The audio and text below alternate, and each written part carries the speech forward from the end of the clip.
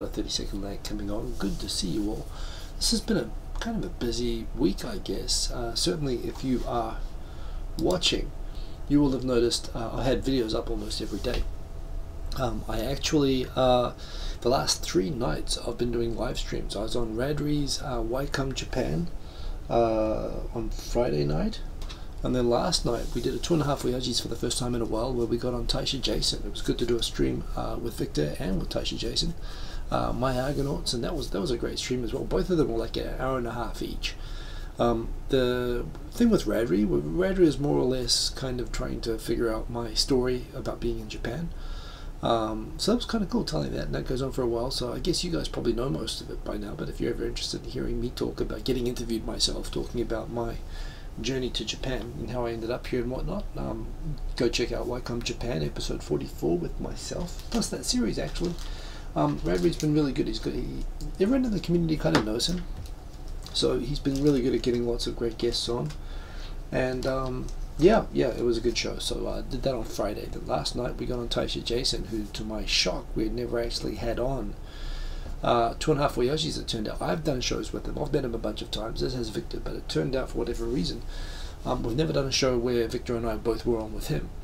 Yeah, we got him on, and it was a good show, so that was excellent. Plus I've been following up on this experiment that I was talking about the other week, where I was going to take this show and just to make it more watchable for people who get intimidated by seeing 1 hour long videos, I thought I'd just cut out the most, kind of the most video ready, the most sort of things where I had something to say, and which I thought were interesting, cutting out about 3 or 4 different small sub-episodes from this and posting them through the week. And it turned out those were all pretty good. So, the ones this week, they worked out well, and I had one going up almost every day, which meant that probably, if you've been looking at me in your subscriptions, you would have seen I've had videos up almost every day, although of course a lot of these have been shorts from this full live stream.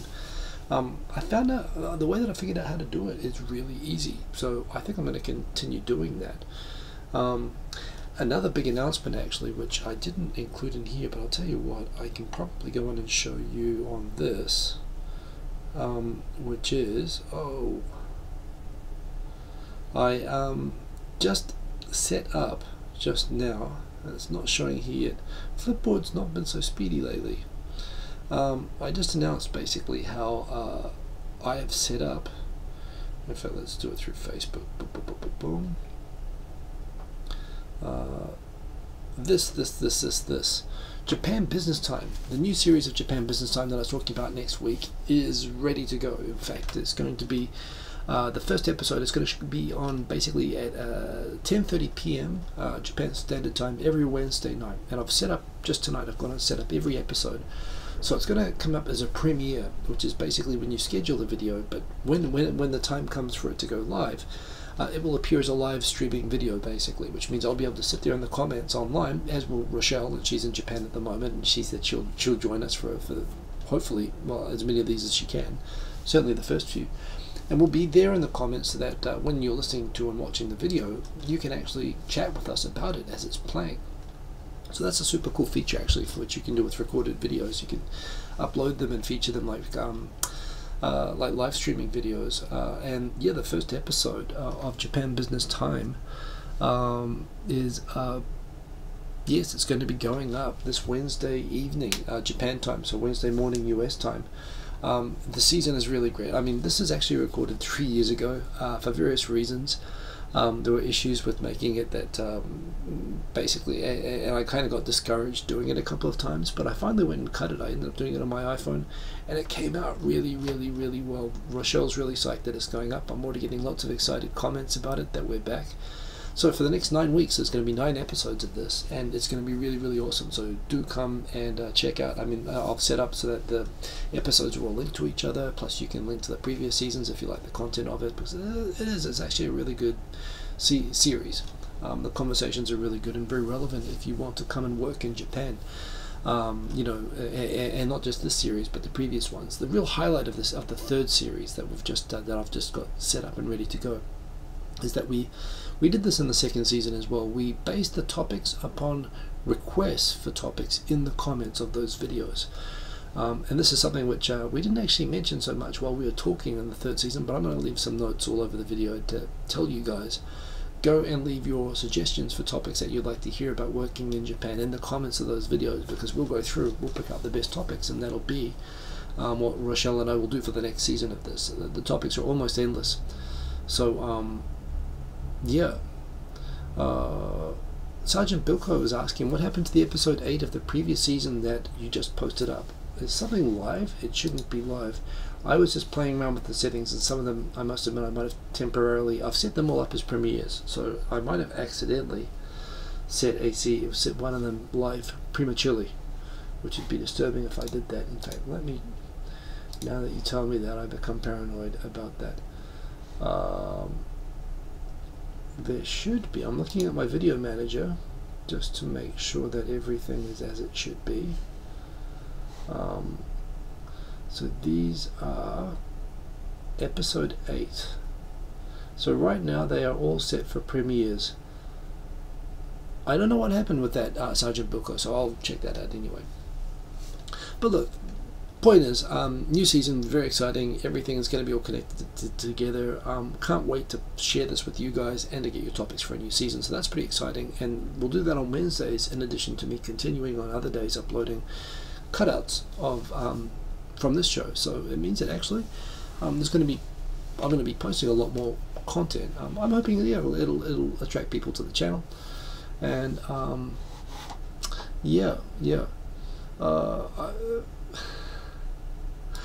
so yeah, Tikio-san, by the way, some of your comments are coming up as review things, and yeah, I'm not going to share those just because they're, you know, for Jason, they're kind of personal stuff for him, which I don't need to talk about here, but good to see in the comments, man.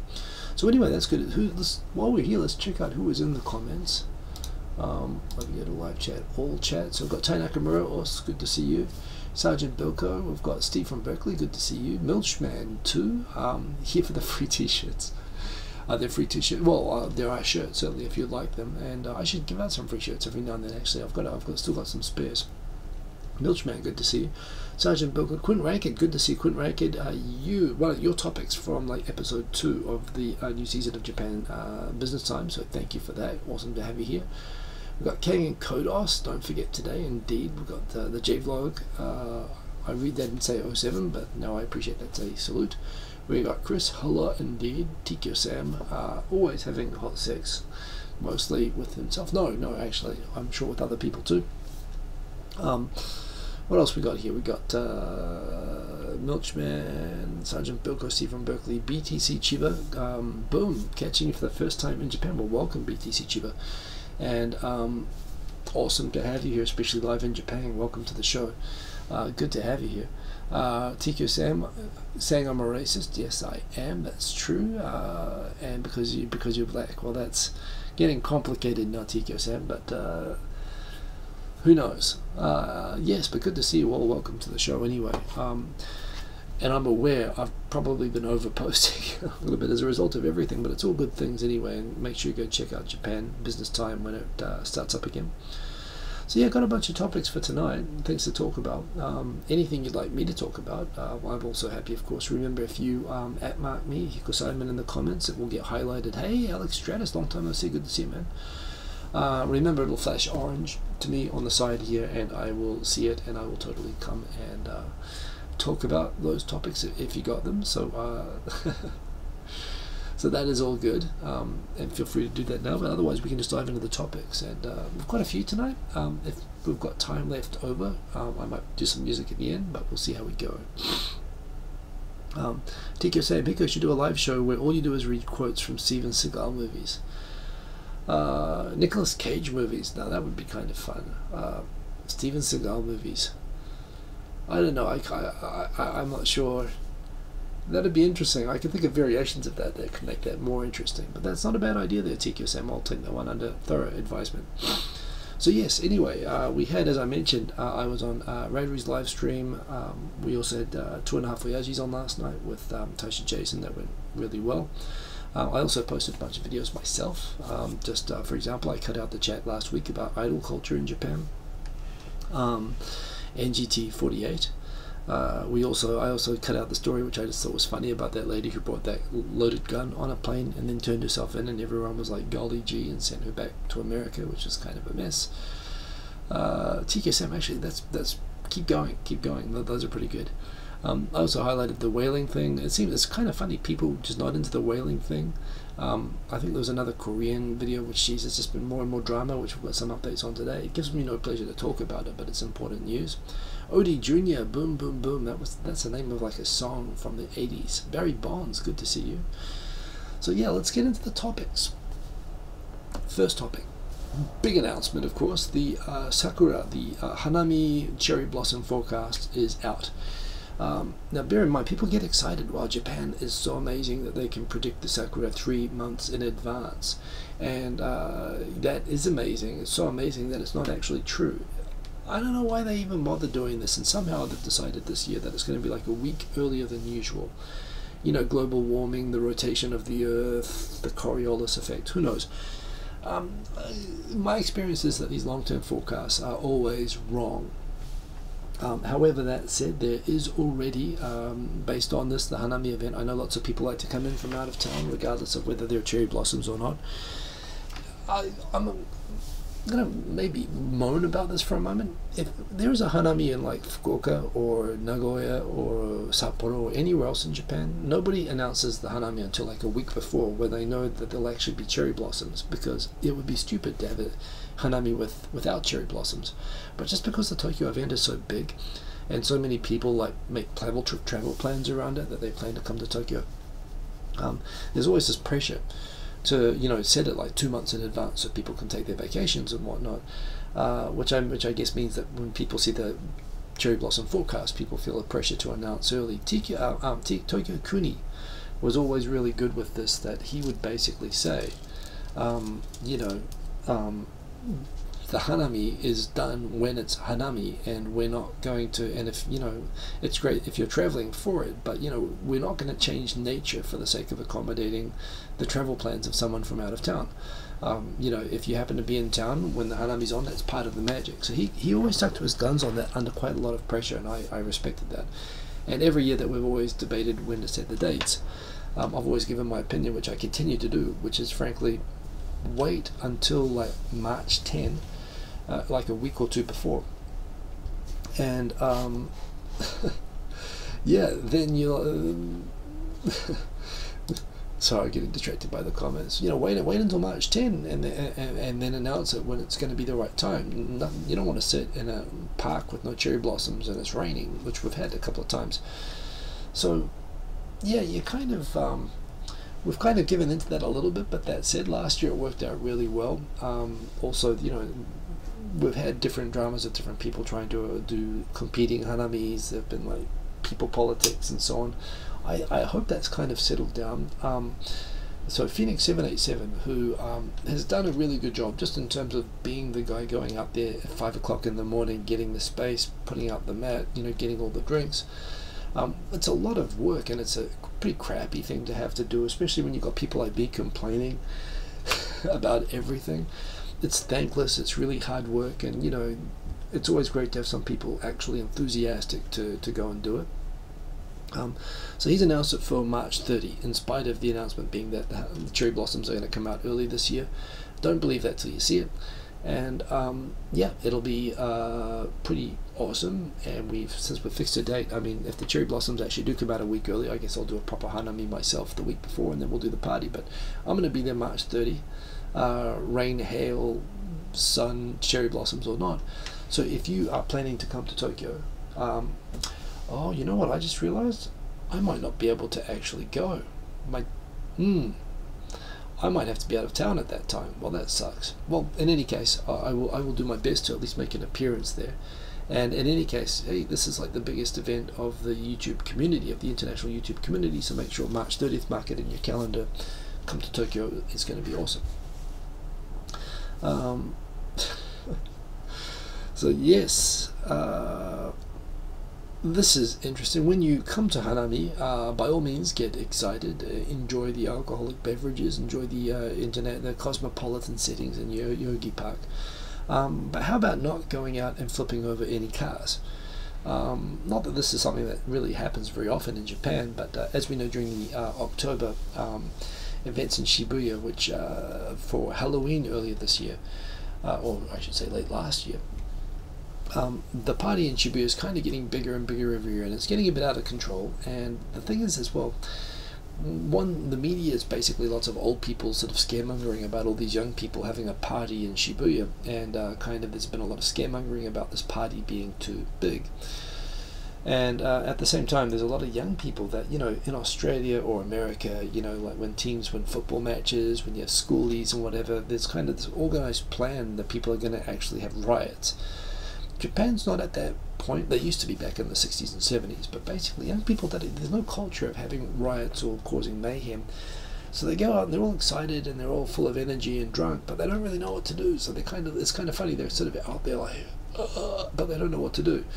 And you can kind of see that with the hanami. There's like police with the Halloween last year. There were police everywhere. There were crowds of excited people that were kind of confused and standing around. And a few people decided that there was this really light, mini car truck or van that was parked near Sentai for some reason during the hanami. I keep saying hanami, the Halloween party. And these people thought, why don't we show how strong we are by tipping over this super light, utility van onto its side and then putting it back up again.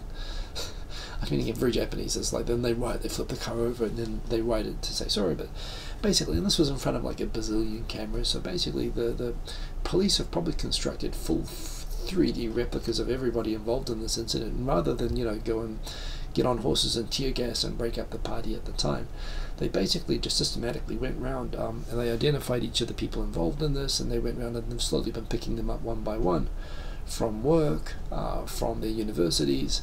And it turns out a number of the people involved in flipping this truck over were foreigners, particularly foreign students attending universities in Japan, many from Europe, apparently one from France, one from UK.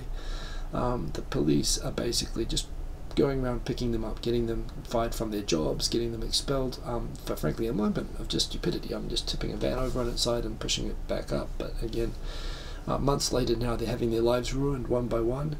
And don't do this shit, seriously. Like this is one thing I like about Japan, is that you can be in a park with 100,000 drunk people, and while I'm told that in Osaka and Nagoya and places like that you do see fights, in Yogi, I swear, 20 years in Japan, I've never seen a fight in Yogi Park. I've been in Yogi Park with 300,000 shit-faced drunk people, and I've never seen a fight, not one.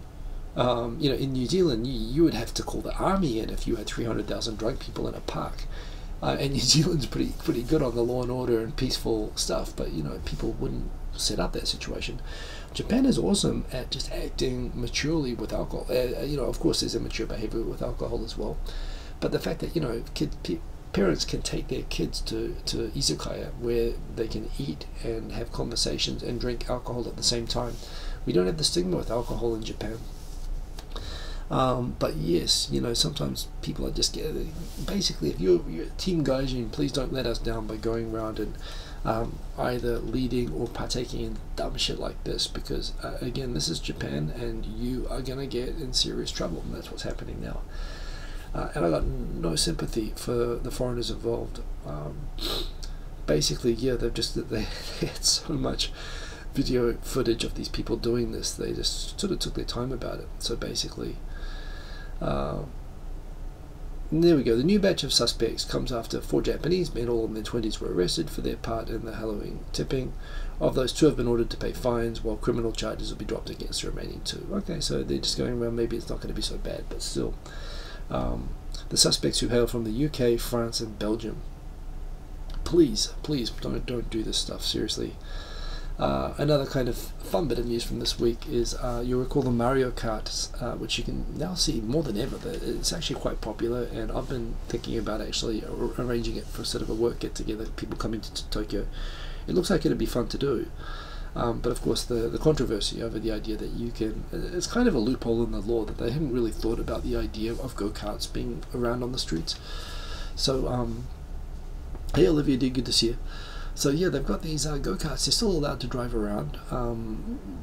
People sort of don't like it. There have been lots of accidents that I guess happen when you have tourists which I think they're supposed to have international licenses to be able to do this, but basically they aren't used to driving in Tokyo, going, or in Japan, going into very crowded urban areas, and not knowing how to drive go-karts sometimes, and going straight onto public roads and accidentally running into people, running over people, crashing the cars, getting injured themselves. On top of that, they used to dress up in Nintendo characters, and these things were basically made to look like Mario Kart.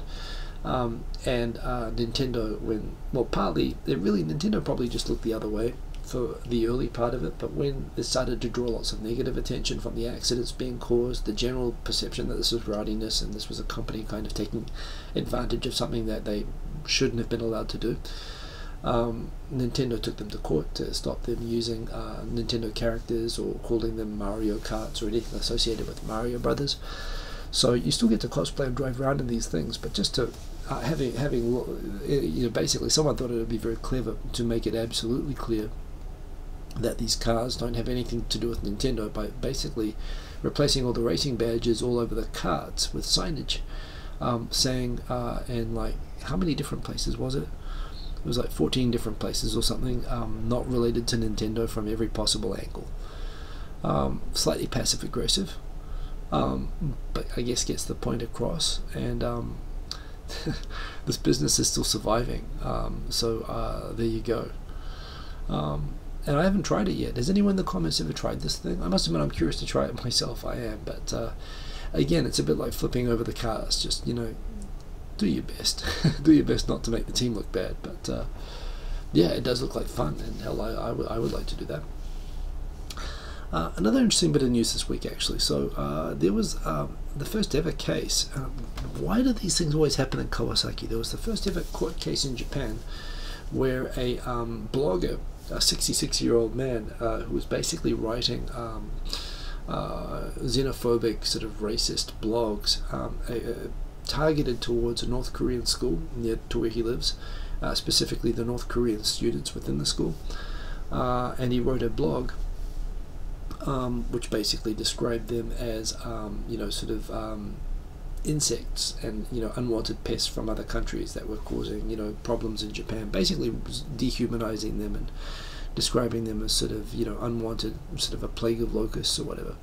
And these are kids who live near the school, and some of the students apparently complained. Apparently Kawasaki was one of the first areas in Japan to instigate an ordinance, a local law that you are not allowed to against hate speech. And this was something where the first time in Japan, as you may be aware, racial discrimination isn't explicitly banned. It's not illegal in Japan. It's not really regulated. Japan's sort of feeling around how to do that. There are laws protecting, for example, Dowa people and disabled people, gender discrimination, but nothing specifically for foreigners yet. So there was some against some local governments ahead of the national government started creating ordinances prohibiting hate speech, but with really vague definitions of what hate speech was. And some people said, well, maybe it's not just foreigners, it could be like otaku bashing or any kind of minority, and also on Nichian there was a lot of reaction that this could be used to suppress anyone's freedom of speech. So there was a bit of controversy about these ordinances, but the thing about these ordinances is that they don't have any penalty provisions attached to them. So even if you're found guilty or in violation of this ordinance against hate speech, i.e. you put in a straight up genocidal blog post in public, there's no actual fine or penalty attached to it. It was just, don't do that. So this was a case in Kawasaki where just a particularly unpleasant old person decided to write a genocidal post against North Korean middle school students, and they went and sued him in the Kawasaki District Court, and they actually fined the guy, not under the ordinance itself, although he was found to be in violation of it, but in basically they used another civil claim of defamation and humiliation. Public humiliation was sort of what they used to impose a fine on the guy. So yeah, he's got to pay to the victims 9,000 yen each, which basically are North Korean students that he considers to be insects. So good job, Kawasaki. Kawasaki's kind of funny. It's always been a really heavily polluted, heavily industrial, but where people live, part of Tokyo. It was a town which has just been merged into all the Tokyo suburbs now, but it was originally, of course, a standalone city in between Tokyo and Yokohama. Right now it's all just one big sort of suburb city at the moment. But there have been a lot of really, really horrible sort of stories. Just stories, for example, about sort of dormitories for homeless people that have caught on fire. There was the case of the student, half Philippine student, I believe, who decapitated a student, another kid, and he's been tried as an adult.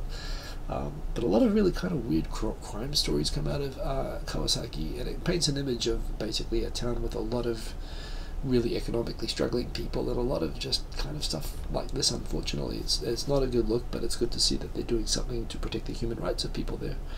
And this is kind of a landmark case. It's a precedent for there actually being kutsujokuzai, which is humiliation or defamation, I guess, is where they it was an anonymously written blog, but they found that this guy has to pay 9,000 yen. It's actually not a lot, but it's the first case where they've actually attached penalty to actually hate speech in Japan. So interesting precedent, and we'll see how it goes.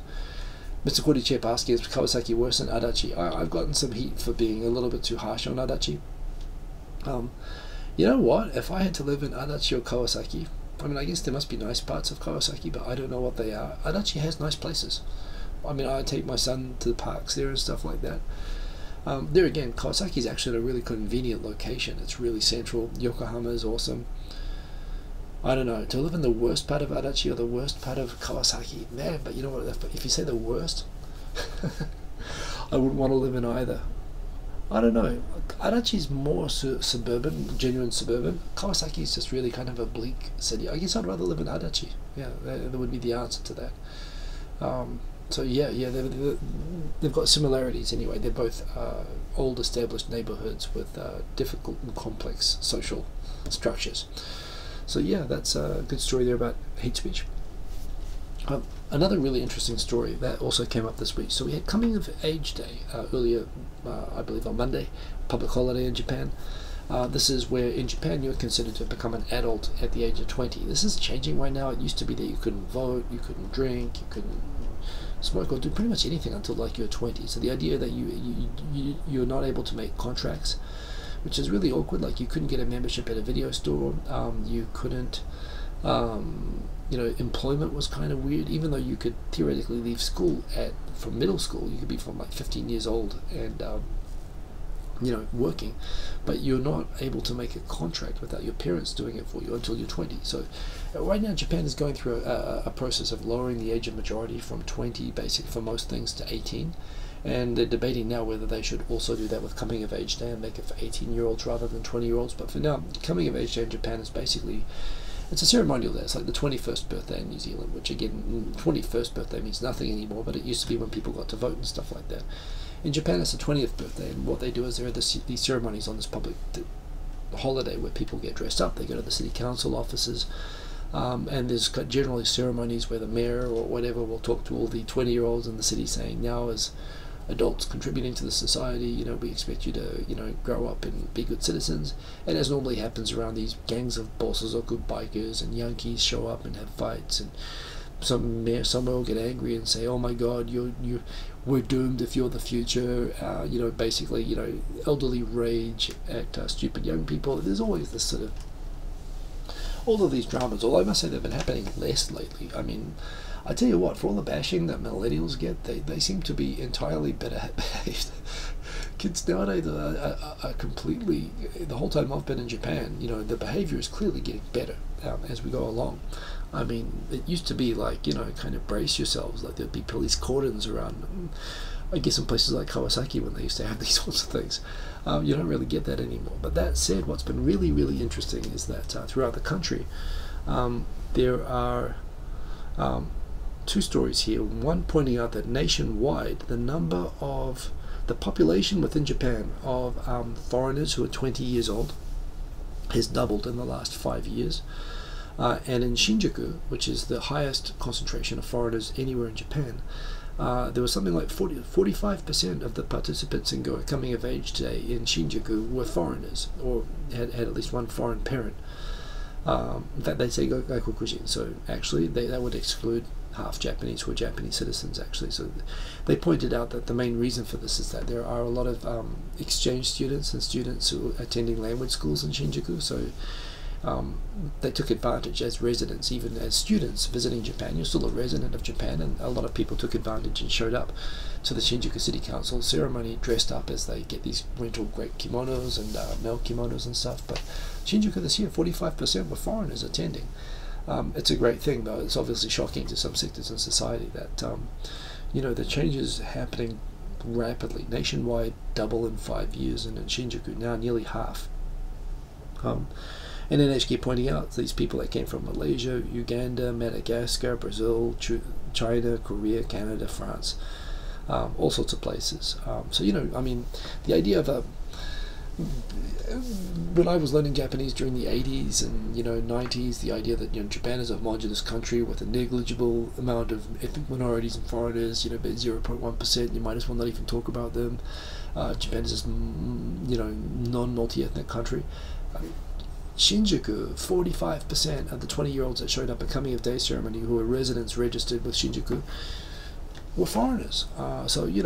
Baby steps. Granted, there are certainly parts of Japan geographically, certainly the majority of Japan, just like maybe the majority of America is red geographically, but there are pockets of Japan, particularly in Tokyo now, that Japan is certainly not and probably never going to be a New York or a London for cosmopolitanism, but it certainly is not homogenous, ethnically homogenous anymore at all, and this is part of the proof. So the A-team Gaijin, good to see that. Another sign of the demographic times, not only are we seeing double the population of 20-year-olds in Japan in 5 years, there's also been a whole bunch of stats pointing out that the two things are going to happen by 2040. There's been a bunch of population estimates. One is that the working population is going to lose 12 million working people. So basically, that's going to go from 64 million people working and paying taxes out of 120 million, so 64 million supporting the other 64, basically 60 million at the moment. It's going to go down to 52 million. The overall population is also likely to decline, but basically it's going to have a situation where there will be fewer people working than paying taxes based on working than other people, than young and elderly not working. So yeah, Japan, and actually we've just gone through like the third year in a row that Japan's added less than 1 million people to its population. It's currently, the birth rate's only 900,000 people being born each year. So basically, and in the sectors that expect to be losing workers will be basically wholesalers and retailers will lose about 2.9 million jobs, and mining and construction. Construction is huge in Japan, and they expect to see 2 million jobs disappear, or basically not jobs disappear. It'll be workers not available in those industries. So you talk about these industries and businesses already collapsing right now in Japan, not because they're not making money, but because they can't find enough people to employ. This is going to accelerate, and the shortages are going to be, there's going to be 2.9 million less people working in wholesaling, and 2.2 million less in construction. Flip that around. When we get to 2040, of those 52 million people working, 12 million less than there were before. 20% of them are going to be people 65 and older, i.e. they're going to be people past the current retirement age working. So, I don't see how I or anyone watching this is going to be able to retire ever or claim a pension. It's basically, that was a fad which basically the post-war generation and the baby boomers got to get and spend, and now they're taxing us to pay for them while they extend. And it's basically like a race where they're going and claiming their pensions based on our funding, and we're not going to get it. We're not going to get our money back. So it kind of sucks in a way, but certainly the thing is, and when you consider that right now still the participation of women and elderly in the economy is quite low, you could see that you could actually make up that $12 million shortfall. Clearly this is what the government is saying. If they made it easier for women to work, for example, and not force them all to quit their jobs and become stay-at-home mums, for example, that's one way. But the other way is clearly old people are going to have to work, which means again for people like my son, they're going to be in companies where they're not only at the bottom of a seniority totem pole by just within the job, but also in terms of age, every company is going to be dominated by elderly people. And it does make you wonder if that's going to be suffocating to innovation and to the prospects of young people, and how that's going to reconcile itself. Particularly, will you be able to pay elderly the same as young people? And if not, then you're not going to be able to hire young people. Where are they going to work? I think it's really setting up for some really interesting and challenging demographic issues where you're going to see, Japan doesn't have the kind of European strike and labor conflict environment that Europe and some other countries have, although Japan has had it in the past. But it does make you wonder if we can actually start to see if the pressures will come to a point, maybe not for my generation, but certainly for the people who are kids now, whether you're going to actually see civil strife and over the conflicts, because clearly there's going to be a lot of pressure, and it's really hard to see how this is going to be a great country to be a kid, to be a kid growing up right now, unless they can sort of figure out how to really navigate these issues. And you'd think around that, the less great it seems to be for kids, the more likely that the population is going to decline even more, the birth rate is going to decline. So Japan's in a bit of a cycle, the government's got to figure out how to get out of it, and they don't seem to have a plan right now, but it's an interesting issue that they've got. I see some comments. Does this include Hikosaima in 20 years? Am I going to be? That's a good question. Oh, I will not be 65 in 20 years, but I'll be pretty damn close. In fact, just thinking about it, in 2040, I will turn 65 in 2040. At the end of the year, I'll go through most of the year. My birthday's at the end of the year, so I'll go through most of the year at 64. But yeah, you're right. I'm going to be one of these. I'm going to be one of these people clinging on to jobs and pissing young people off, holding up the seats. That's true. That's an excellent point, Shintaisu. Thank you for depressing me by reminding me of that.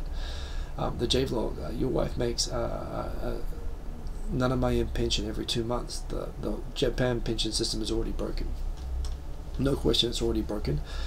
But it still exists, and people are still getting something from it.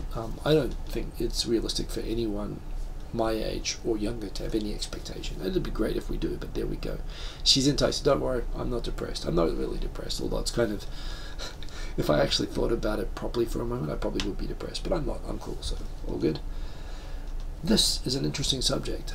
So this is basically, if you've learned Japanese, there's one quote from Mad Men that I love.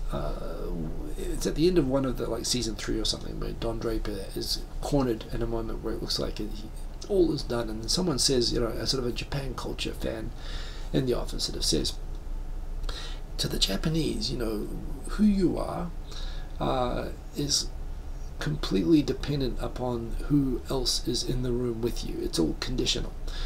And it sounded like one of those sort of kitschy kind of Japanese wisdom kind of things that that Americans would throw out, like Marie Kondo kind of belief that all Japanese are experts at karate and can have super tidy houses and all this sort of stuff. It's not necessarily true, but that quote was really, really accurate and spot on. Japanese linguistically, when you learn Japanese, you'll know the toughest part about Japanese is not the grammar. The grammar is simple, the pronunciation is simple, the kanji is a pain. Everyone thinks kanji is the real problem, but actually when you get past the kanji, the real thing when you're actually living life in Japan, the real issue is that Japanese language and grammar is fluid. The language and grammar and words that you use is completely dependent upon where you are and who else is around and who you're talking to and what your position in that room is, and that constantly changes, and you can address the same person.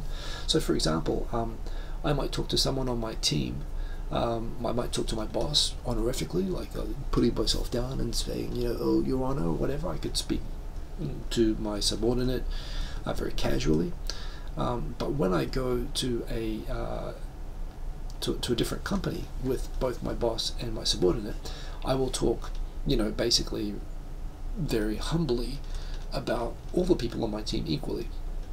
So your position is constantly changing, and this is all around Keigo, politeness language. And Keigo itself has multiple levels. There is basic kind of casual, polite, and super polite language, but there's even within super polite language there are degrees, stuff that you'd say to the emperor, stuff that you'd say at a company. And if you ever get it wrong, you always think, well, if you're not sure, just be safe and be extra polite. But if you get it wrong, apart from sounding weird, it'll actually piss people off. It'll be like, either are you an idiot or are you deliberately mocking me? And it'll be kind of funny. You can say hello and piss people off by being too polite or not polite enough. Either way, they'll get pissed off. They'll say, are you taking the piss? And so it's a funny problem, and it's a real challenge with Japanese language, that even for Japanese people, don't think that this is easy for Japanese people. University grads come out of university and they've got no idea how to speak. They come into Japanese companies and they basically get hazed over the fact that they don't know how to speak within companies because they've never experienced working within companies before. Maybe they've watched some TV dramas, but basically they come in and they do it all wrong, and it's a rite of passage for Japanese, is getting hazed over needing to learn their own language like a 5-year-old kid when they join companies. So around this, you've got the situation of, well, convenience store workers, earning minimum wage, half of them now not even Japanese actually. And when you go into Family Mart or Lawson or 7-Eleven or Sunks and you go in, how is that staff supposed to say, hello, welcome to the store, here's your change? How are they supposed to talk? Are they supposed to look at the person and reflect that this person's a kid or this person's an elderly person or whatever? And do they speak differentially? Do they speak in a friendly manner, like someone from your family, welcoming? How do you talk? And basically what's kind of taken hold, and this has really been apparently, there's been a trend towards this, particularly in the last 10 to 15 years. They've talked about this being manual Keigo, which is basically, they've decided the safest is just to go for maximum Keigo, for like talking to the Emperor Keigo. But also to learn it as in written in a work manual and just say it mechanically and robotically without really thinking. And the idea being, if you get it wrong by being too polite. So people are trained when they join these convenience stores to treat everybody, to basically use the highest level of Keigo casually and robotically with everybody. And this is causing a debate in Japan that they're kind of destroying this Keigo, because this Keigo, but the Keigo that they use, the high level Keigo that they're using, the politeness language that they're using, is supposed to be reserved, for really sort of special and appropriate moments. And if it's something that a convenience store clerk uses to every customer, to a 5-year-old customer, is this like debasing that part of the language, apart from the fact that the usage is arguably incorrect. So there's a debate going on in Japan at the moment, basically about how convenience stores and the trends towards using more and more polite but also without thinking language is actually affecting the grammar of Japanese itself. So really interesting. There's a great link here, and by the way, of course, I've got the link below the video for my Flipboard. You can follow me on Twitter. There's a great article here on CityLab, which I don't know. In fact, I can't remember how I got this, but it got shared around. Alan Richards. It's a great article talking about Japanese, specifically the challenges of learning Keigo, which is actually, it's not just a linguistic thing. This is about how society works, and how convenience stores are kind of torpedoing and changing this at the moment as we speak. So NTN, I don't know if you're familiar with, there's a Monty Python audio tape, which basically starts with an apology for people who bought the audio tape thinking that it was Monty Python, because this is in fact a BBC collection of Norwegian carpenter songs. And then there's an apology that follows after a gap, where sorry for for that previous apology, saying that this was a compilation of Norwegian carpenter songs. That was in fact an error. This is in fact Monty Python, don't worry. Please sit back and enjoy Monty Python. And then there's a pause, and they come back and said, no, we'd like to apologize for that last apology about the apology. This is a 5-minute skit of basically overdoing apologies. That's kind of what convenience stores are heading towards, and that's an interesting trend. So well worth checking out this article. It's a good read. Boom, this is another one. So the latest on the Ghosn drama. There's a lot of moving parts, and I've been talking about every week, but these stories are continuing, the big interesting stories. So with the Ghosn drama, recap, there were a number of things happening all at once. Going back in time, of course, as we know, Renault, a small French car company, well, not small in France, but smaller than Nissan, was cash rich and doing well at a time that Nissan was doing extremely poorly. It was a huge company, but it wasn't selling cars, and it was making more cars than it was selling, and it was in red ink, and it was facing risk of collapse. Renault saw the opportunity that they had a lot of cash at the time, and they bailed out Nissan. They bought a bunch of shares. They also brought in some people, including Carlos Ghosn, the CEO, and some efficiency experts that came in. They changed the whole supply chain. They cut a whole bunch of models in production, which was extremely traumatic and disturbing to all the Japanese employees. But it must be said, Nissan's turnaround after Renault acquired it could be attributed, if not entirely, certainly in large part, to Carlos Ghosn and to the team from Renault that came in to basically revitalize Nissan. And Nissan recently overtook Toyota as the largest car company in the world. So you'd think, well, Carlos Ghosn must be a hero and loved by all for saving Nissan, and he seems to assume that himself. But he never really quite caught on to how much he upset people the way that he went about rescuing Nissan. Not everyone appreciated it fully. And on top of that, he was getting although he was getting much less salary than he would have gotten probably if he was in France or the US, and he made arrangements to get paid later in order to have a lower salary to not offend everybody by getting the salary that he would otherwise be getting. Even on the reduced salary of like $10 million a year that he was getting as Nissan CEO, this in itself was kind of offensive to a lot of Japanese people. It caused resentment, especially after all the restructuring at Nissan. And on top of that, he was the CEO of Renault, Mitsubishi Motors, and Nissan at the same time, and people sort of felt he was a bit power hungry. And Nissan, apparently having gotten back on its feet, was looking for ways to get out from underneath Renault, from the small French company that was now dominating it, having bailed it out. And apparently what brought things to a head was, apparently there was a plan for Ghosn to propose creating a single company to merge Mitsubishi, Nissan, and Renault into one company, where he would be the CEO of one company rather than three. And basically it would extinguish Nissan. It would have made Nissan an integrated part of a French car company. This alarmed a lot of the leadership in Nissan, and the conspiracy theory going around is that they had investigations into Ghosn going on over relating to the idea that he was paying himself too much, and that he had inappropriately set up, he had used company money to pay for his exotic getaways in other countries and places like that, and that he was basically acting like a corrupt boss. When they found out the rumor that Renault was about to pull everything together into one company, it seems like, really or not, they decided to take what they had to prosecutors in Japan, and they convinced the prosecutors to go ahead and arrest Ghosn, and he's been in jail 2 months ago now, ever since being questioned. That said, it looks like there's a lot of different degrees of ethically challenging behavior. Ghosn's adamant that he's done everything by the governance book that Nissan had, and certainly even if anything was done wrong, he did it with legal advice and with the approval of the board, and he shouldn't be singled out and put in jail. But in any case, he's been in jail, and one of the conspiracy theories that's gone around is this was kind of a coup by the Nissan leadership to try to stop itself being taken over by this French company. Now, the French government owns 10%, or something, 16% of Renault, which owns 45% of Nissan, but somehow they have a controlling stake. They basically control the board of Nissan. The French government kind of made it clear that they were not happy with this apparent Japanese government support for intervention for this coup by Japanese leadership against the French parent company. Renault's been trying to call a shareholder meeting with Nissan to sort of try to figure out what's going on. Nissan has said, no, we don't want to have, even though you're the majority shareholder, or the largest shareholder, we don't want to have meetings. They kept diffusing that. The French government has been saying to the Japanese government that we don't want, Japanese government to do anything that needlessly harms French and Japanese relations. The Japanese government says, well, we're not involved in this is just prosecutors, so we're not going to do anything.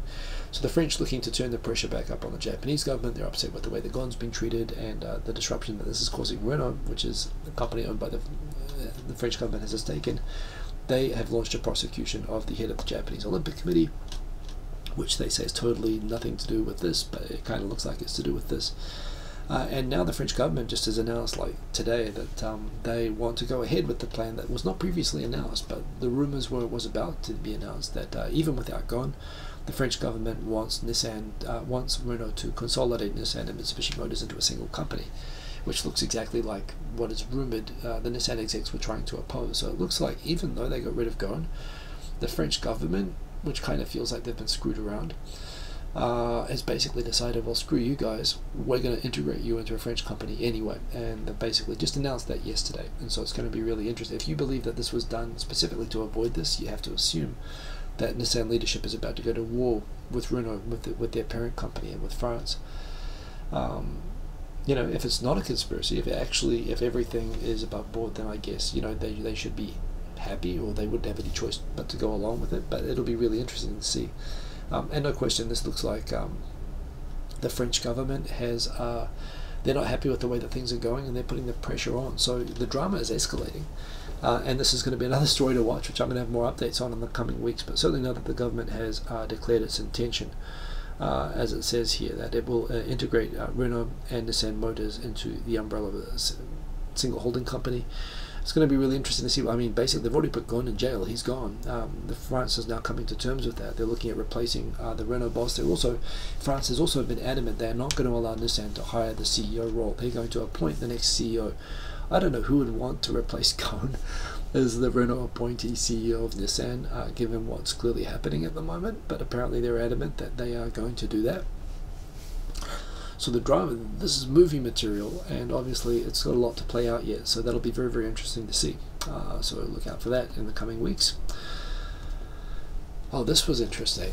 So in Osaka, and yes, so the Osaka city government, this is the same Osaka city government that did an audit. They asked all workers to disclose if they had tattoos or not, after there was a rumored story that a city employee had shown a gang tattoo to intimidate somebody coming using city services and hearing this and knowing basically in Japan, if you are a gangster and you kind of want to intimidate somebody, rather than give a business card or make an offer so that they can't refuse or talk like the Sopranos or something, what you do in Japan is the easiest way to communicate without saying anything that you are a gangster is that you show that you have gangster tats.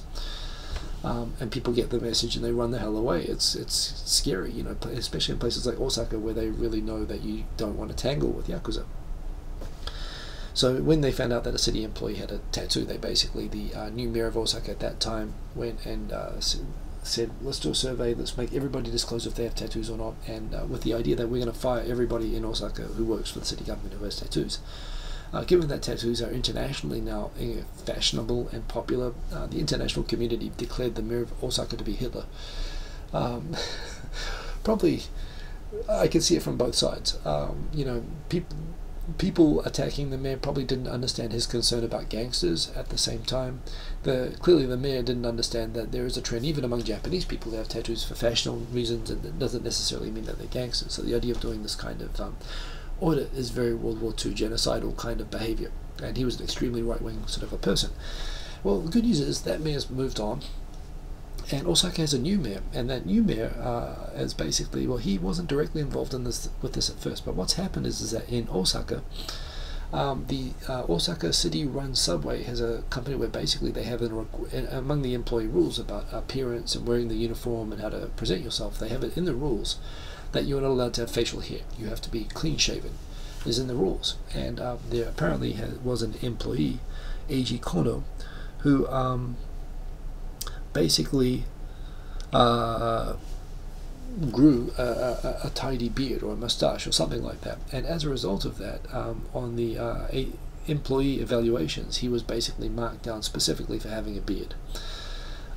He claimed this was a violation of his human rights. He took the Osaka government, which was his employee, to the local district court, and he won $4,000 US, 50,000, 500,000 yen in damages from the Osaka city government for having his human rights violated, for being evaluated poorly, for having facial hair.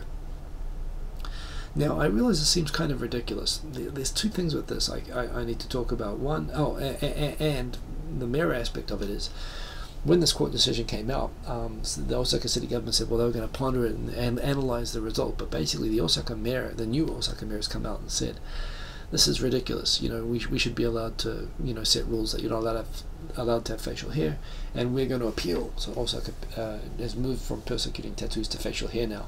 So Tikyo-san, yeah, that's right. You should not go to Osaka like ever. Basically, they're going to pretty much outlaw every part of your body at some point.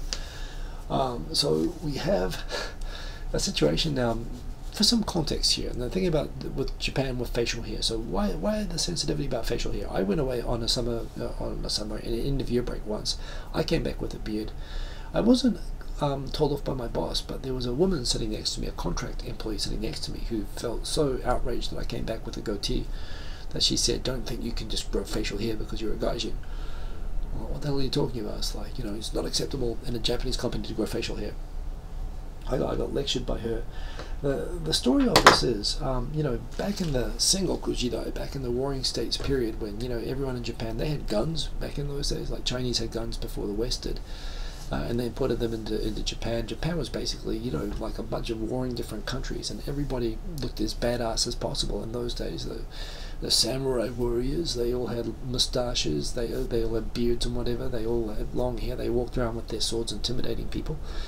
And basically when the country was unified during the Edo period, they were very adamant about not wanting to go back into this kind of feudal warring states period ever again, and so they put a lot of really oppressive measures in place to suppress the idea of Japan ever becoming like this warlord country ever again. So you weren't allowed to, basically they really restricted the who can carry swords, and strict rules about when you can take them out. Like even if you carry a sword, if you're a samurai and you're allowed, drawing your sword had consequences. I've heard stories, which I'm not sure would be true, that if you ever drew your sword, you were required to use it, and or basically the act of drawing a sword would require you to commit ritual suicide after the fact, so it better be worth it. Other things that they did, they forbade people from traveling or moving outside of their villages, like China now, where you need permits to move around. The only times that you could leave your village was if for a pilgrimage. Another thing that they did in the Edo period, basically to suppress the testosterone-driven macho warlord tendencies that Japanese had, to suppress them, was they banned facial hair. Culturally, there was like for hundreds of years in Japan, the shogunate banned, the Edo government banned facial hair. People sort of, I know some people get the idea some Japanese have difficulty growing full beards and stuff like that, but that's not the reason. It wasn't until the Meiji period, when Japan opened up and westernized, that basically sort of facial hair came back. But it's always been kind of this idea that under Japanese culture, it's not acceptable for, like polite people. It was basically equated with morality that you're not supposed to grow facial hair. Another thing about this, another story I have is at a company that I've worked at before. There was a great hire. There was a candidate who was actually a young, smart, good interview, great candidate, and a bit fashionable, right? He kind of had the shaved around the side of the head, had the long sort of he kind of had a cool hairstyle. He was a bit young and modern and whatever. And one of these things he had was he had kind of a thin mustache and a little goatee and whatever. He actually looked kind of cool as far as I could make out. And he interviewed really well, and so I was supportive of hiring. However, the head of a Japanese team that I was sort of co-managing vetoed the hire. And when I asked him why, he said, beard. It indicates bad character, not trustworthy. And I was like, dude, are you kidding? And we actually had to escalate it. When I escalated it to overseas managers, they were laughing. They thought it was a joke. And I was like, no, seriously, people get worked up about this stuff. It's completely irrational. But just like with your tattoos, you have to understand, if you're coming to Japan right now, like these huge beards are really popular in other countries. They're not popular here. Movember has never taken off. And yeah, there are people in Japan who, based on whatever samurai tradition or for whatever reason, there are people who are really irrationally hostile to beards. And I've grown out beards myself, so I've experienced it. It's dumb, it's irrational. The Osaka city government, in spite of the fact that penalizing people for having beards, has now drawn a fine from the Osaka district court. The Osaka city government is fighting it, and what can you say? I guess this is a bit like the tattoos. This is baby steps. Japanese society is transforming, but they're still coming to terms with this. And yeah, bear in mind as well, I mean, if you're coming to Japan and you want to get a job at a Japanese company, you're going to have to take the piercings out. You're going to have to cut the hair, shave the beard, cover up the tattoos, at least for the interview. Even if it's a place that looks like they might be okay with all of that stuff, you got to tidy up, and this is considered to be part of that. And look, it's a beard, it'll grow back. But I must admit, some of the people I see coming to Japan nowadays have beards that are not easy to grow back. But yeah, this is kind of ridiculous. Clearly, it's to mark someone's HR evaluation down over facial hair is ridiculous. But at the same time, the fact that Osaka is ready to go to war over this is in itself also kind of funny. Yokozuna Kisenosato, the Japanese equivalent of the Great White Hope of the sumo world, has been forced basically into retirement. He's retiring, of course, of his own free will, but there is a set of rules and traditions that basically, if you lose 3 days in a row as Yokozuna, and you don't have a really good reason for it, you're out. We talked about this at length with the sumo expert on Japan YouTube, Taisha Jason, Maya Argonauts, last night. And actually, I'm going to carve that part of the conversation out because it was really good, and I think I'm going to post it as a standalone video rather than cover it here. So I really recommend look out for the discussion of this with him. or go back and watch the video from last night with 2.5 Voyages, because we discussed it really in detail then. But I kind of feel bad. I'm not a fan of Kisen Osato, to tell you the truth. But no question, he deserved to be Yokozuna, and I feel like he's a bit of a victim of being, he's had too much expectation heaped on him. There are so many traditionalists in Japan who just wanted any Japanese person who could beat the Mongols, and it was always frustrating to me that these Mongols who have been dominating the Yokozuna ranks, many of them have taken up Japanese citizenship. They're doing sort of everything that they're supposed to do, and rather than celebrate that they have these amazing athletes and these fantastic wrestlers, it seems like even the Sumo Association itself is just desperate to have an ethnic Japanese person. It's like they're disregarding these stronger and fantastic wrestlers because because they're not born in Japan. And around that kind of irrational, like, it's unfair treatment towards the Mongols, and frankly it's also unfair towards the Japanese, because it means that the pressure to accelerate, to push Kisen Osato up to Yokozuna when he was carrying an injury from almost as soon as he became Yokozuna, which is what's torpedoed him. He should have been allowed more time. I mean, he's still like just 30 years old or something, right? 32 years old. He's still pretty young. He could have taken another year before he got promoted. They could have given him more time, but there was just this desire to see him succeed that I think they pushed him ahead further than he could keep up with. And the thing is that when you any rank up to Yokozuna, you can be demoted, you can go up and down and continue to receive money and wrestle as a wrestler. But once you get to Yokozuna, the rule is you have to retire from the sport when you face demotion, and the criteria for demotion is more tough. So I feel bad for the fact that he's had a couple of losses, which can happen to anybody, and he's now forced to resign. Yeah, no, that really interesting story about his rise, about why it didn't work out, about the Mongols, who I am a fan of the Mongol wrestlers. They're really exciting. Yeah, it's big news, and I guess now that there's one fewer Yokozuna, you have to win 2 tournaments in a row. Well, basically you have to win 2 tournaments in a row to be seriously considered for Yokozuna. And given that there are like 3 or 4 Yokozuna at the moment, there being fewer Yokozuna means there's a chance for a non-Yokozuna to be a winner of a tournament, to get the 2 wins.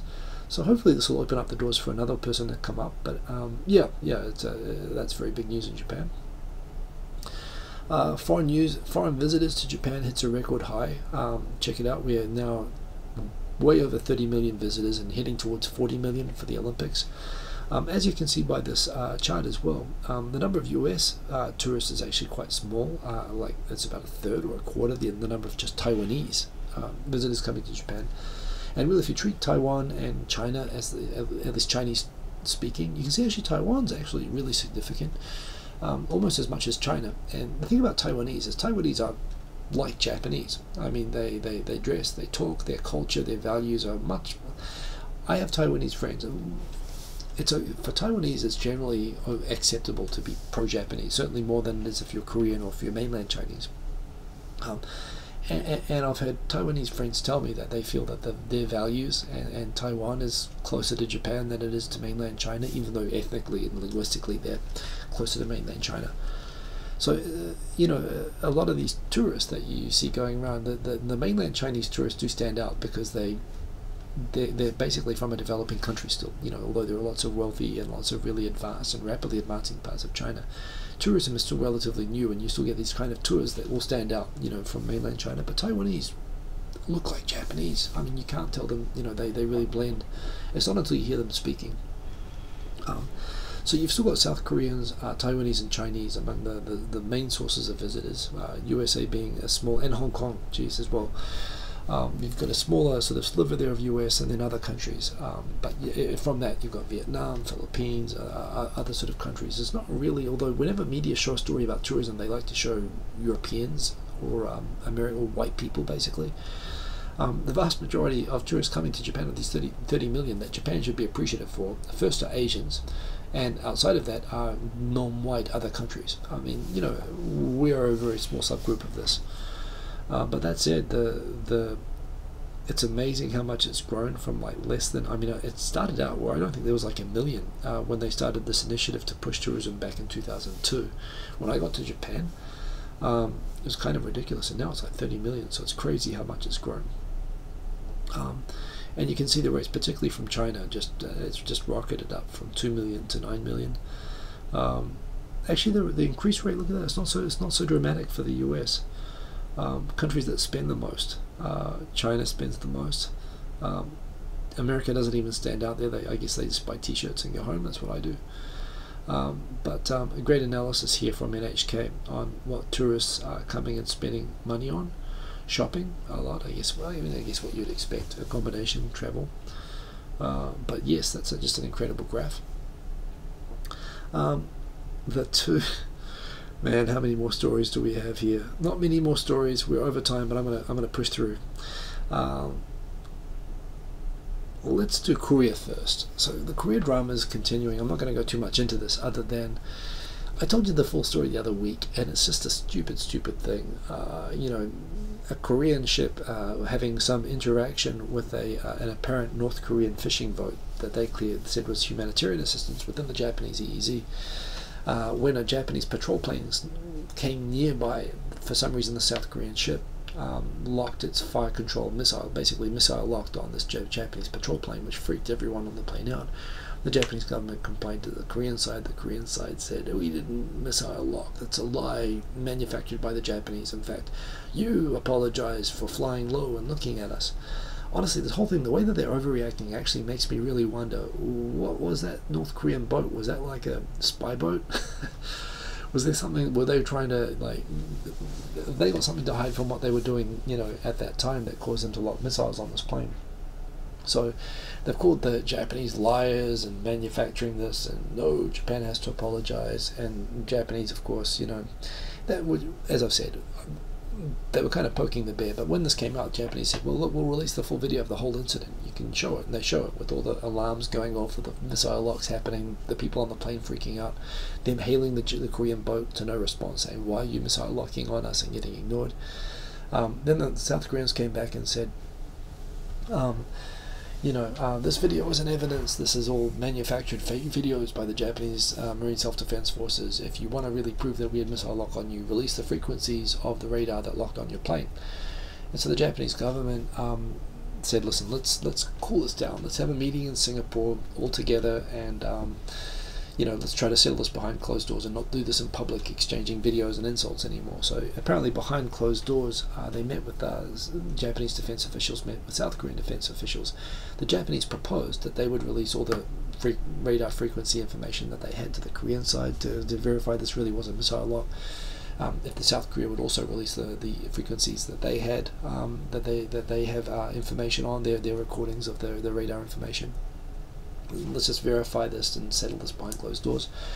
When they came out of the meeting, the Japanese side said that we didn't make any progress with the talks, but the South Korean side came out and said the Japanese request that the South Koreans disclose their radar information was insulting, and we're not going to talk about it anymore.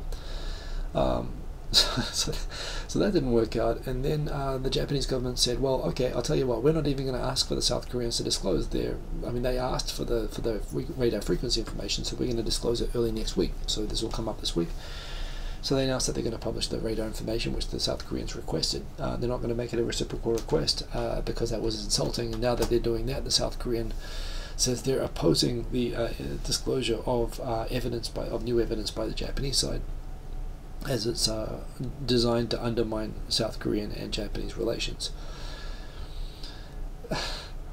I mean, South Korea doesn't really look very good in this situation. They look like they're being mistruthful and irrational through this. I realize on their side, they obviously believe that the Japanese side is acting the same, at least the public does, but sitting from here, this just it looks ridiculous, and the Japanese side is pretty adamant. I mean, it looks like the South Korean side is trying to use gangster tactics to basically intimidate the Japanese government into giving up on bringing up the missile lock claims by bringing up a whole lot of other stuff and being unpleasant.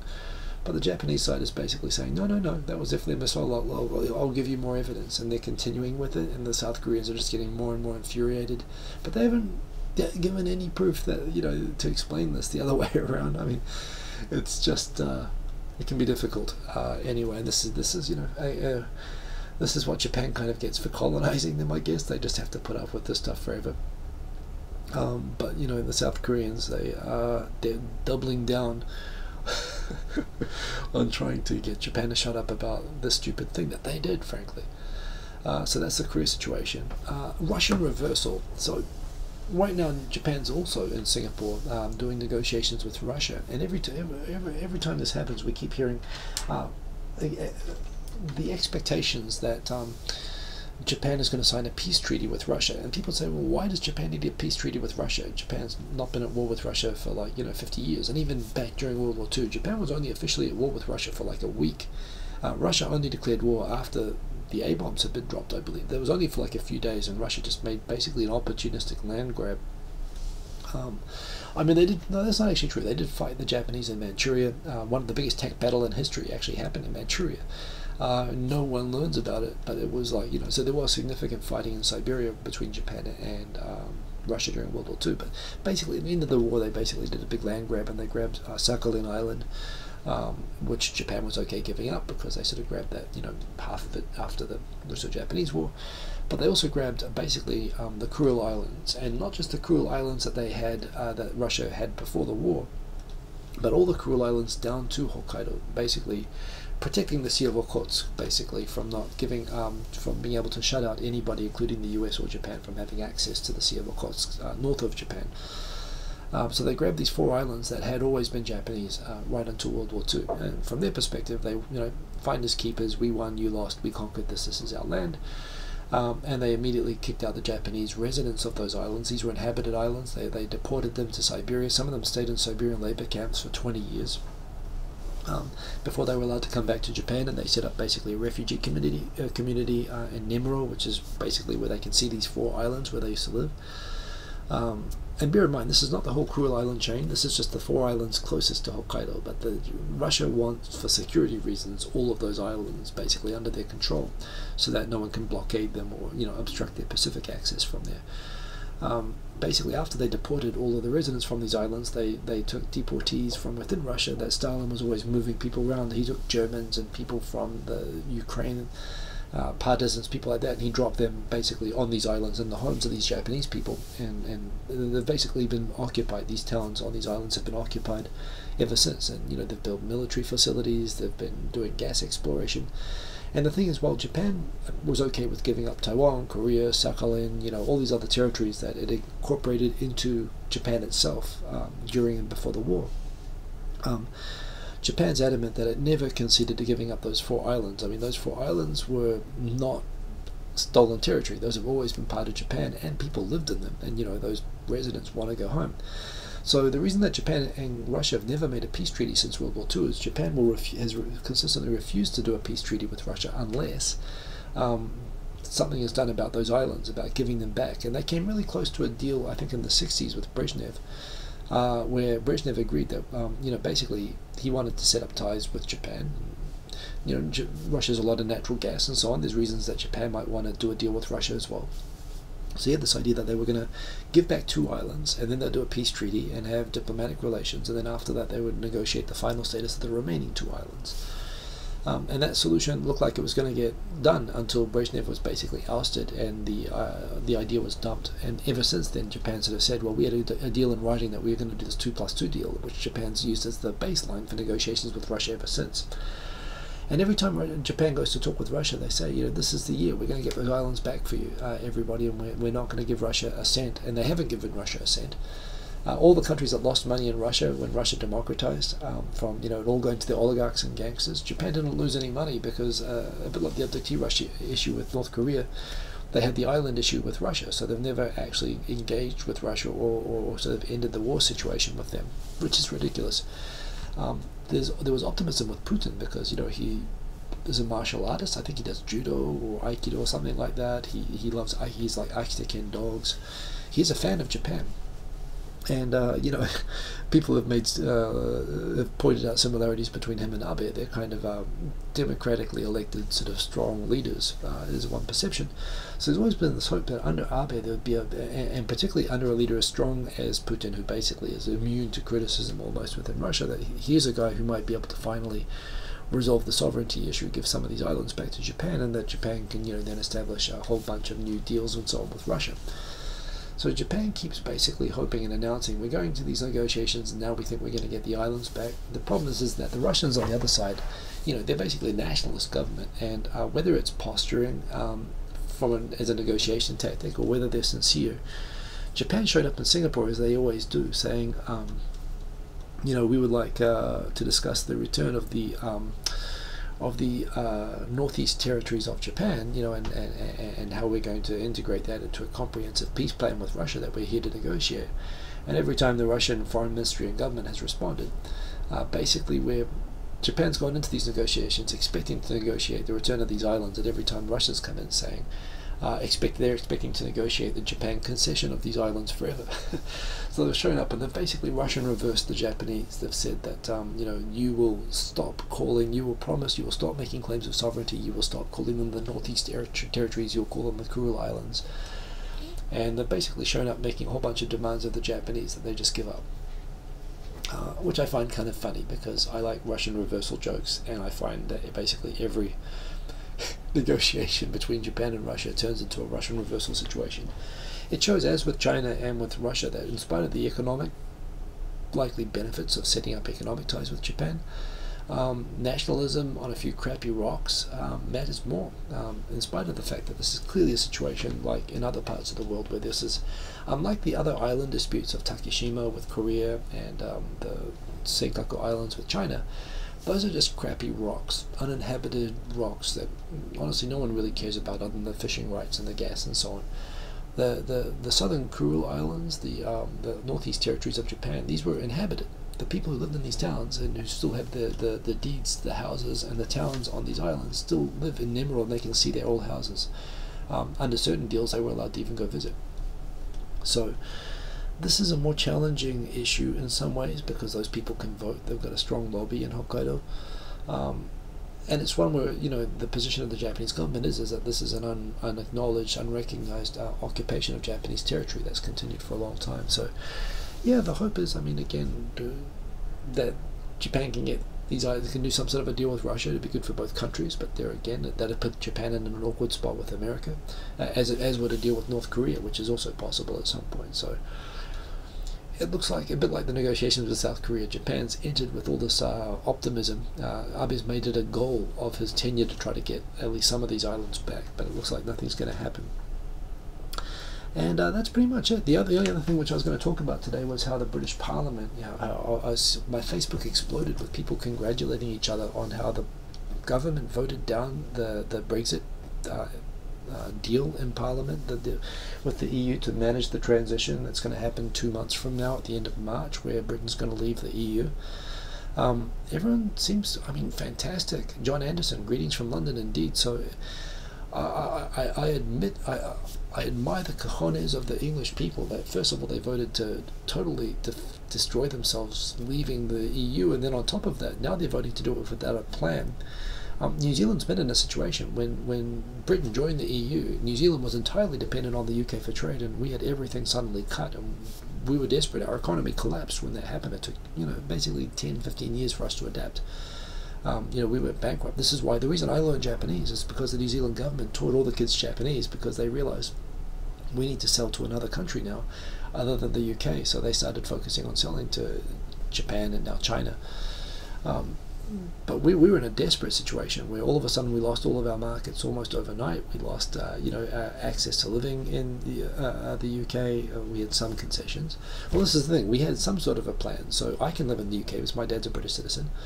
But basically the Commonwealth got cut off overnight, and the UK has the chance to avoid that happening to itself, but yet it's voting to not have a plan.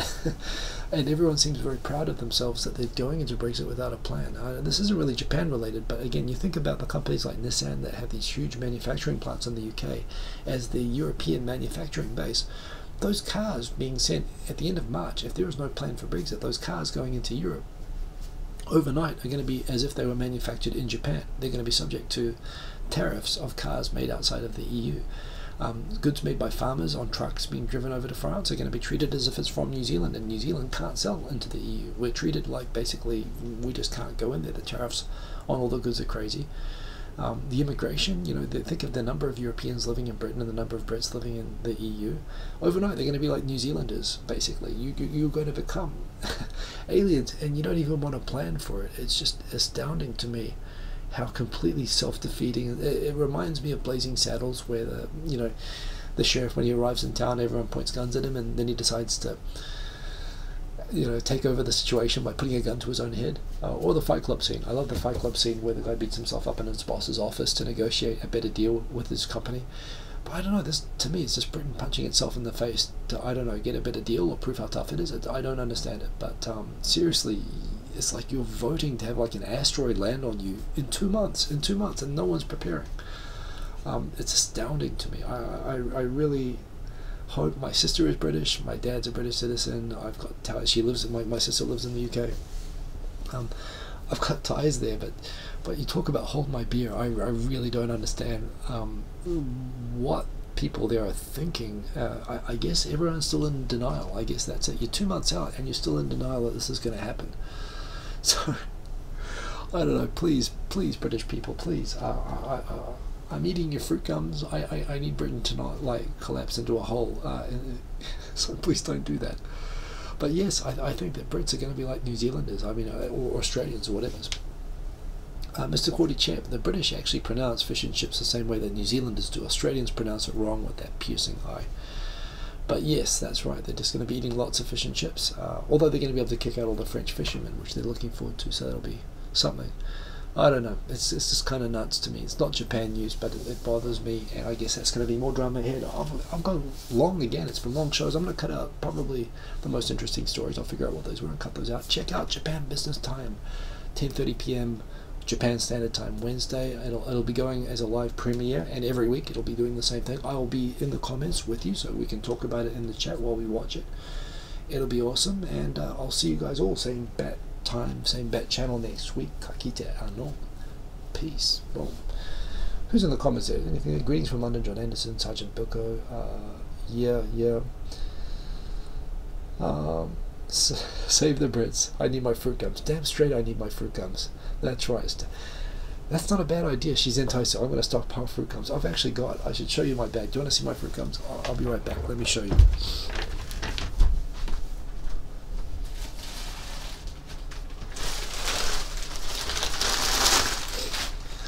So I created a stash, and basically to stop myself eating them too quickly, I made these little bags, these little Ziploc bags where I've got one of each flavor. And yeah, they still make my head spin. I get headaches if I have too many of these. But basically, I must admit, when I was like separating them and putting them into these little Ziploc bags like this, like a whole big bag, I haven't been getting through them. I did feel like a drug dealer. But I tell you what, if Britain's going into a no-deal exit, a Brexit, I think I will need to stockpile. So, yes, that's right. What are the raw materials for fruit gums? I understand it's sugar, acid, and toxic waste. And it's wonderful. They make them in York. Maybe it's the old genes. It's the old Yorkshire heritage. It's helping me to enjoy these. I don't know what it is, but I'm addicted to these things, and it's not good for me. Oh, that's right. Maybe I can sell these back to the British. I should be laughing about this, but seriously, like we went in New Zealand. We went through this. Our economy completely collapsed. We were totally dependent on trading with Britain, and I don't know. Maybe I'll be able to sell these back to Britain at a profit.